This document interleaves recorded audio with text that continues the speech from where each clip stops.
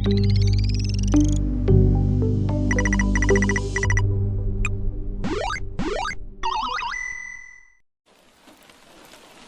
guys and gals and others, welcome back to my YouTube channel and podcast review, where we talk about movies, TV shows, and video games.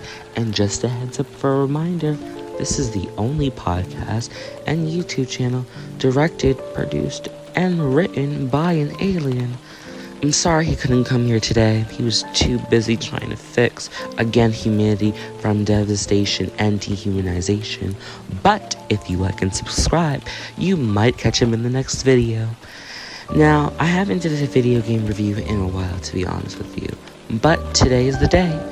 And today we'll be doing GTA 5. Now listen, this video game has been out for 13 years? The game sucks, overrated, and overpriced, to be honest, on video game stores. Now, first I'll be talking about the characters, what they could have did better, and why the story sucks. Now, we have three protagonists, Michael, Trevor, and Franklin. Now, all these three characters are, I guess you can say, diverse within their character development and stories. But, you see, here's what the issue is.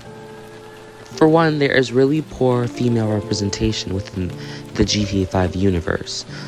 Females are treated as hookers, sluts, whores, and prostitutes even.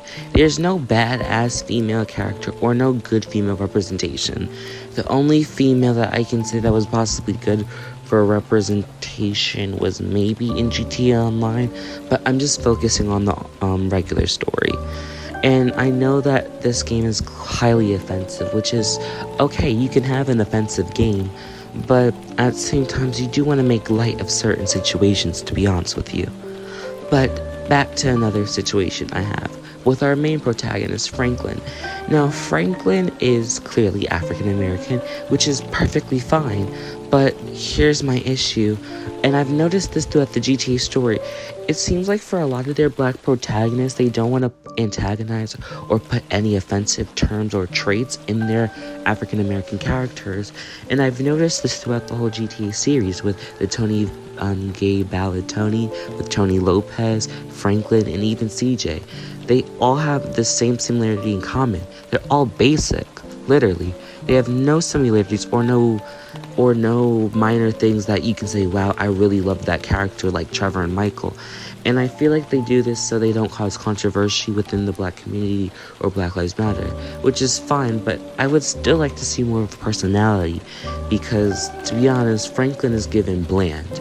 Anyways, Michael was okay, but I kind of saw Michael more as a villain because Michael caused chaos and tragedy to happen, which led Franklin and Trevor to be in deep shit, literally, and cause anarchy. I felt that Michael was more of a villain because he craved chaos because he loved it and he endured it in his whole life and now retired, not really, but coming back to it. Trevor was unnecessary, chaotic, but crazy. I don't need to finish my sentence with him. Now, back to the story. The story is a hot mess, honestly. It's bad enough we have three protagonists to take care of us, which is a lot of characters in general. Now, here's where the issue is, and I'm going to say this bluntly in character scheme. This is how it goes.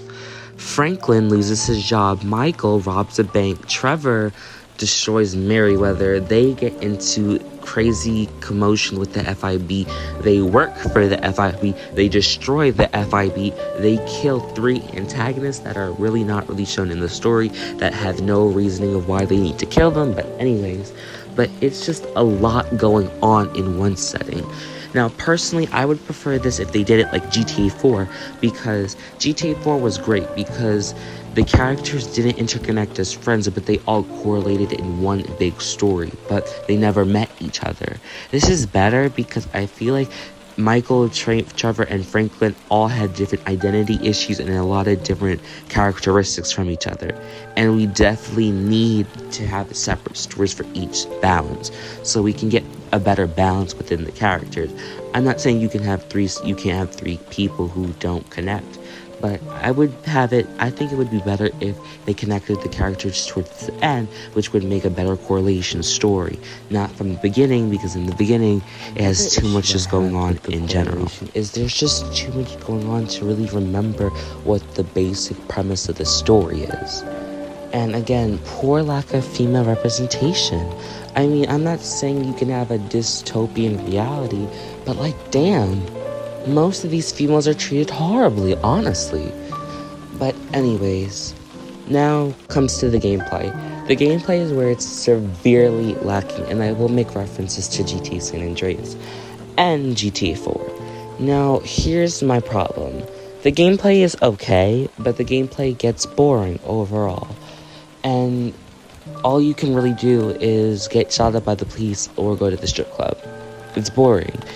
I feel like next game they make, which is probably going to be GTA 6, they definitely need to add more realistic gameplay to their hands. Meaning to put more, I guess you can say, realism into their content. And they need to take notes, I feel like, from the real life modders company who make realistic mods. I would love to see a more life simulation aspect to it after you beat the game. And I'm not saying that GTA 5 should be your life simulation, but to add more depth and realism, I think they need to put that in there. If GTA 5 was to have more content for activities, or have more organization jobs, or have more activities within, I would love to see more jobs be handled. So maybe they can be crime boss organizations, or drug dealers, or something to do with fame, or movies, or acting, or modeling, and maybe have them all go through their different tactics and techniques to build up their career in life, or maybe have issues or get their hands even dirty to accomplish the best career that they want in general. And that's really it. I also do feel like they do need more realism if they want to have a successful game, because there's so many people waiting for GTA 6. They need to have more realistic content. I mean, there should be infinite possibilities when playing GTA 6, seriously. Bring girlfriends back, bring more character development back, bring friendship back, bring food status back, bring everything that was so good about your game back to life. And I would love to see them make more choices in GTA and have their choices have different effects to them depending on the possibilities or how they do it. Like in Red Dead Redemption 2, with having a variety on how you're respected or how bad you're respected.